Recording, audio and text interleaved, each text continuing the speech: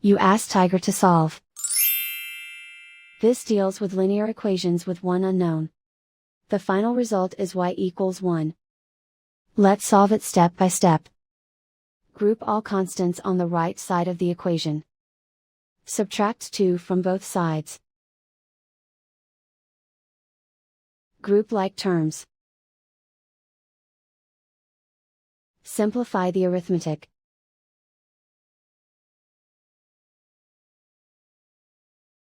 Isolate the y. Divide both sides by -2. Cancel out the negatives. Simplify the fraction. Cancel out the negatives. Simplify the fraction. And so the final result is y equals 1.